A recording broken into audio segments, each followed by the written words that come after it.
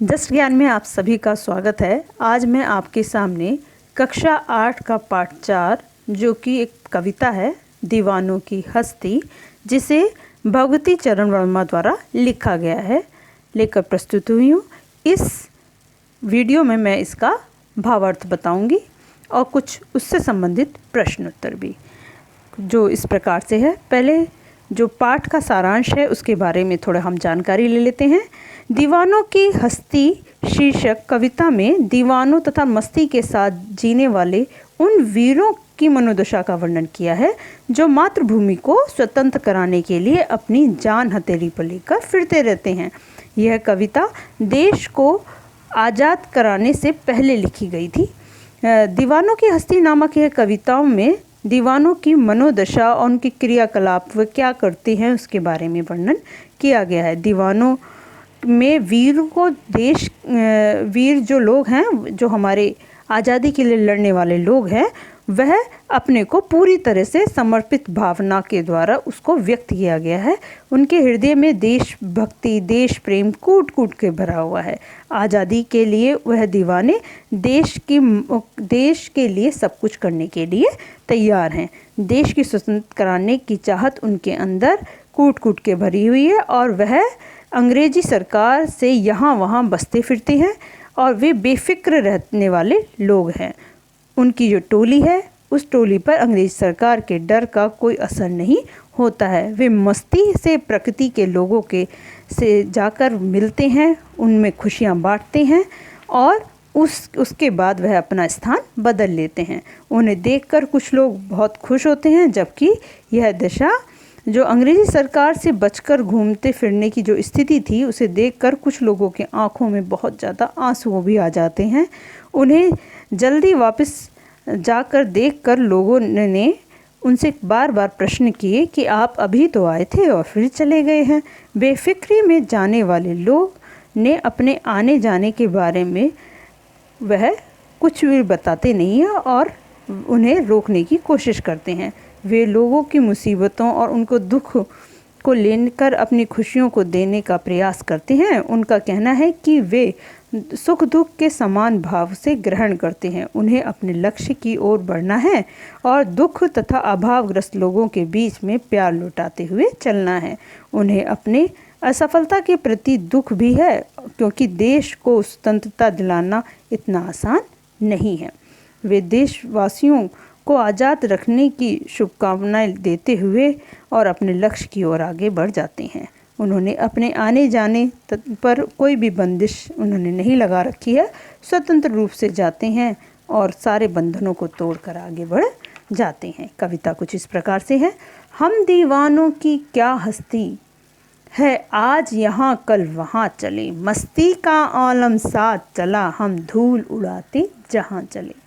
कविता में बताया गया है कि वो दीवाने जो अपने देश को स्वतंत्र कराना चाहते हैं और अपने लोगों के होठों पर मुस्कान लाना चाहते हैं। हम दीवानों की क्या हस्ती, हमारी तो कोई हस्ती ही नहीं है, हमारा तो कोई औकात ही नहीं, सामर्थ्य ही नहीं है। हस्ती यानी सामर्थ्य ही नहीं है आज यहाँ कल वहाँ चले, कि आज अगर हम यहाँ पर हैं और इस स्थान पर हैं तो हो सकता है कि हम कल कहीं और चले जाएं। कारण क्या है? क्योंकि वह हर जगह अपने को किसी तरह से भी देश को हर तरीके से आज़ाद कराना चाहते हैं, इसलिए वह यह बात कह रहे हैं। छिपते छिपाते अंग्रेज़ों से उस युद्ध को लड़ रहे हैं। मस्ती का आलम साथ चला, वह मस्ती लेते हुए महानता गरिमा अपने हमारे सामने हमारे अंदर जो उनकी भावना है देश की आज़ाद कराने की, दीवानगी जो है उसको हम अपने साथ लेके चल रहे हैं। हम धूल उड़ाते जहाँ चले, और उस मस्ती में जब हम चलते हैं तो ऐसा लगता है कि जहाँ भी हम जाते हैं वहीं पर पूरी तरफ क्या धूम मच जाती है, खुशियाँ आ जाती हैं, उत्साह आ जाता है, ऐसा हमें प्रतीत होता है। आए बनकर उल्लास अभी, आंसू बनकर बह चले अभी, कि अभी तो हम उल्लास बनके, या उल्लास क्या होती है? खुशी।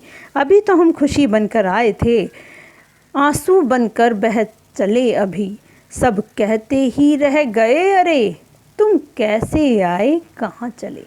तो क्या कह रहे हैं कि आए बनकर उल्लास अभी, आंसू बनकर बह चले अभी। हम अभी अभी आए थे लोगों के बीच में, क्योंकि वो बार बार कहीं कभी किसी स्थान पर कभी किसी स्थान पर घूमते रहते हैं, उनका कोई निश्चित स्थान नहीं है। क्योंकि हमारे देश को आज़ाद कराने में लोगों ने बहुत तरह की पीड़ाएं सही थी, बहुत तरह का संघर्ष सहा था। कभी उन्हें छिपना पड़ता था क्योंकि वो उनके सामने कोई शक्ति तो थी नहीं, लेकिन अपने को स्वतंत्र कराने के लिए वो हर तरह का प्रयास करते थे। तो कभी कुछ लोगों के बीच में जाते थे और वहाँ पर जहाँ जाते थे वहाँ मस्ती से रहते थे, खुशियाँ देते थे उनको, तो सब खुश हो जाते, उल्लास हो जाता, सबके अंदर एक नव चेतना का विकास हो जाता था।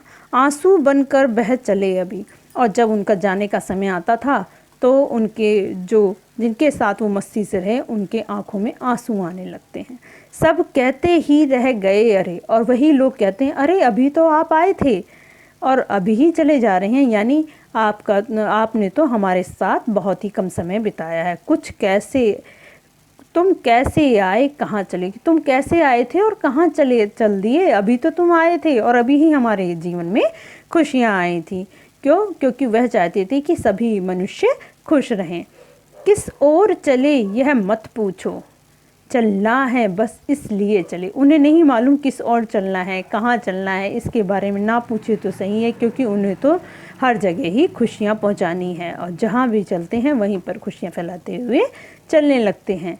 चलना है बस इसीलिए चले, कि उन्हें तो अपने गंतव्य तक जाना है, अपनी पराकाष्ठा तक जाना है, इसीलिए वह चलते जा रहे हैं। इसके बारे में ना पूछो तो सही है, उन्होंने तो अपनी मंजिल की तलाश में बस चलते ही जाना है। वे तो जीवन को चलते जाने का दूसरा रूप समझते हैं कि जीवन तो चलने का नाम है, रुकने का नहीं। लक्ष्य प्राप्त करने के लिए तो हमेशा चलते ही रहना चाहिए, तभी हमारा जीवन परिपूर्ण होता है। जग से उनका कुछ लिए चले, जग को उनका कुछ दिए चले। और वो कह रहे हैं कि इस दुनिया के लोगों से उन्होंने दुख लेकर उन्हें खुशियाँ दे दी हैं। जग से उनका कुछ लिए चले, तो उनके जो दुख को वह लेना चाहते हैं, लोगों के दुख को, और उन्हें खुशियाँ देना चाहते हैं। जग को अपना कुछ दिए चले, और जग को कुछ अपना देना मतलब लोगों को अपने अंदर जो खुशियां हैं वो तो उनको देते चले, और लोगों के दुख को वो खुद लेना चाहते हैं। वह चाहते हैं कि सभी अपने जो हमारी गरीबी है, अभावग्रस्त जीवन है जीने वाले हैं, उन सभी के अंदर खुशियां आ जाएं। दो बात कही दो बात सुनी, कुछ हंसे और फिर कुछ रोए। दो बात कहना यानी कुछ कहना और कुछ सुनना। तो ये जीवन मस्ती जो से भरा हुआ है, उनका जो जीवन है वो जीने वाले दीवाने लोग अपने जो अंदर उनके अंदर अपनत्व है, जो दूसरों के लिए अपनेपन की भावना है, जगाते हुए उनके प्यार से भरी दो बात उनसे कहते हैं, उनके सुख दुख के बारे में पूछते हैं, उनसे सुनते हैं और उसे दूर करने की कोशिश करते हैं। वे दूसरों के सुख से प्रसन्न होते हैं और दुख से उनके दुखी होते हैं। तो क्या बोला है? कुछ हंसे और फिर कुछ रोए। तो जो अगर खुशी होगी तो वो खुश भी होते हैं, और जो दुखी हो, रोना यानी दुख का समय, और दुखी होते हैं तो उनकी बातें सुनकर उनके अंदर दुख की भावना का भी विकास हो जाता है। छक्कर सुख दुख के घूंटों को, छक्कर यानी पूरी तरह से भर कर अच्छे से, हैं, तो उन्होंने उनके चेहरे पर आए जो सुख दुख हैं उनके भावों को समान रूप से अपनाया और उन्हें सुख दुख को अपने अंदर ही शामिल कर लिया है। हम एक भाव से पिए चले, और उन्होंने ये सोचा है कि हम एक भाव से पिए चला, कि हमारा दुख और उनका दुख समान है। अगर वो दुखी हैं तो इसका मतलब वो दुख उन्हें भी पहुंच रहा है। तो वो कह रहे हैं कि हम एक भाव से पिए चले, कि जो भी उनका सुख दुख है उन्होंने एक ही भाव से देखा है और अपना ही समझकर उसे अपनाया है। हम भिखमंगों की दुनिया में स्वच्छंद लुटाते प्यार चले। अब यहाँ जो दे रखा है भिखमंगों की दुनिया में, भिख माने अभावग्रस्त जो होते हैं जीवन, उनके अंदर जिनके पास सुविधाएं नहीं होती हैं उन्हें हम भिखमंगी कहेंगे। तो स्वतंत्रता पाने को उनका जो लक्ष्य बना हुआ है वो मन मौजा, जो उनका स्वभाव है, जो मन मस्ती का स्वभाव है, मस्त दीवानों के जो लोग हैं, जहाँ भी जाएं वहाँ दीनहीन और अभावग्रस्त जो जीवन है जीने वाले लोगों के बीच में अपना प्यार उन्मुक्त रूप से लुटा रही हैं। पर इतना सब कुछ करने के बाद भी वे अपने लक्ष्य से दूर नहीं होते हैं। वह चाहते हैं कि जो ये हमारी जो दशा इन्होंने कर रखी है अंग्रेज़ों ने, उसको किसी तरह से भी हटाया जाए। इसीलिए वह स्वच्छंद रूप से सभी को प्यार करते हुए चलते हैं कि किसी तरह से भी इनके दुखों को दूर किया जाए। हम एक निशानी सी उर पर, उर होता है हृदय, ले असफलता का भार चले। तो ये कह रहे हैं अपने हृदय पर हमें बहुत दुख होता है इस चीज़ का कि हम स्वतंत्र नहीं करवा पा रहे हैं देश को। ये हमारे अंदर, हमारे जीवन में, हमारे दिल में इसका भार है। क्यों? पर इतना सब कुछ होने के बाद भी वे अपने लक्ष्य को से हटते नहीं हैं। अपने सीने पर इस असफलता का भार लेते हुए फिर उसी मस्ती में आगे बढ़ जाते हैं और देश की आज़ादी के स्वप्न को आगे बढ़ाते हैं। अब अपना और पराया क्या, आबाद रहे रुकने वाले, हम स्वयं बंधे थे और स्वयं हम अपने बंधन तोड़ चले। तो उपयुक्त जो काव्यांश अब जो इसमें दे रखा है उसमें कह रखा है कि दीवाने जो हैं वह अपनी मनोदशा का वर्णन करते हुए कहते हैं कि मातृभूमि को स्वतंत्र कराने वाले हम जो दीवानों के लिए न कोई अपना है और न ही कोई पराया। दे अपना पराया क्या, हमारे लिए कोई अपना नहीं है ना कोई पराया है, यानी सबको वो समान दृष्टि से देख रहे हैं। आबाद रहें रुकने वाले, और हम सभी को समान भाव से देखते हैं। हम अपनी विभिन्न जातियों, धर्म, संप्रदाय के जो लोग हैं उनको समान मानते हैं। हम तो यही चाहते हैं कि लोग हंसी खुशी जीवन बिताएं। क्या लिखा है? हम स्वयं बंधे थे और स्वयं हम अपने बंधन तोड़ चले। अपने जीवन के नियम और बंधन हमने खुद ही बनाए हैं और खुद ही उन्हें तोड़कर हम अन्यत्र जा रहे हैं। अर्थात स्वतंत्रता के लिए कुर्बान होने की ओर हमने कदम बढ़ा दिए हैं। जो गरीब लोगों की जो खुशियों के जो हैं हम हमदर्द बने हैं और हमें अपने जीवन में खुशहाल बनाने का प्रयास करना चाहिए। कभी भी सबको एक समान दृष्टि से देखना चाहिए, सुख दुख को भी समान दृष्टि से देखना चाहिए। यही कविता का उद्देश्य है, जिससे कि सबको खुशियाँ प्राप्त हो सकें। जब दुखी नहीं होगा तो खुशियाँ प्राप्त तो होंगी। तो इसका जो अर्थ, ये जो हमें कहानी कहना चाहिए, कविता कहना चाहती है वो क्या है कि हमें सुख दुख को समान भाव से अपनाना चाहिए और मस्ती में जीवन जीना चाहिए। वास्तव में जीवन की जो सच्ची झलक है वह इसी मनोभाव में है। अपने मन में स्वयं की भावना कम से कम और पर की भावना ज़्यादा से ज़्यादा होनी चाहिए। पर यानी दूसरों के लिए। अपने और पराये की भावना से उठकर हमें भी कल्याण की कामना करनी चाहिए। अब इससे संबंधित कुछ बहुविकल्पीय प्रश्न उत्तर ले लेते हैं, जिससे कि पता चल जाए कविता हमको अच्छे समझ में आई है या नहीं। दिए गए बहुविकल्पों में से निम्नलिखित प्रश्नों के सही उत्तर चयन कीजिए। पहला क्वेश्चन है, दीवानों की हस्ती पाठ की रचना निम्नलिखित में से किसके द्वारा की गई है? किसके द्वारा की गई है?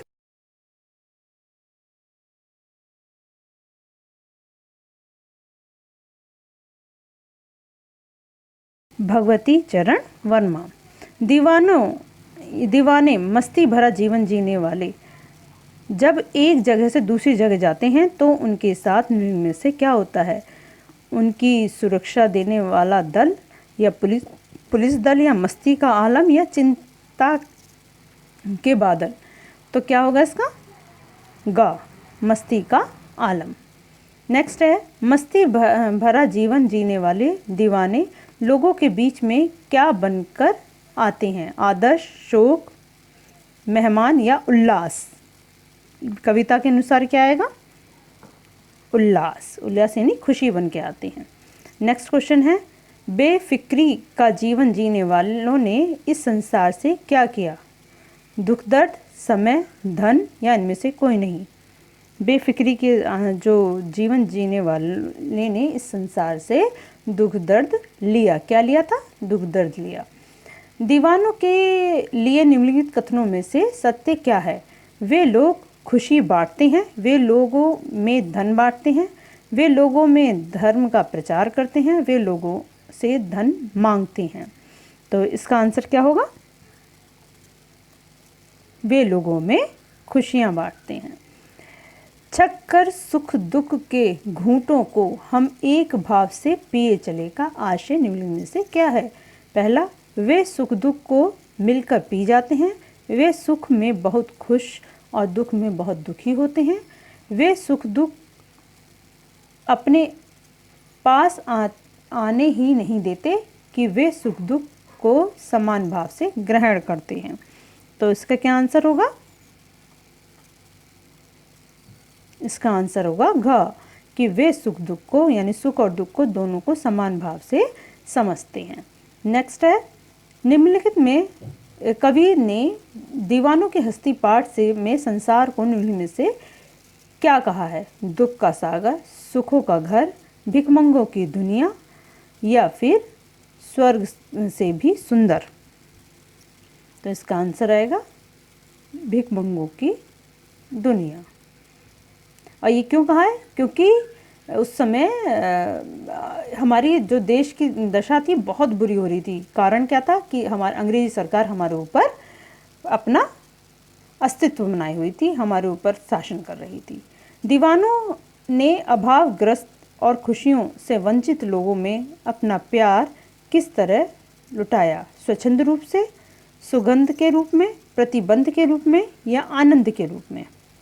इसका आंसर होगा स्वच्छंद के रूप में। नेक्स्ट क्वेश्चन है, दीवाने अपनी असफलता की निराशा किस पर लेकर चले? सिर पर, उर पर, पीठ पर या हाथ पर?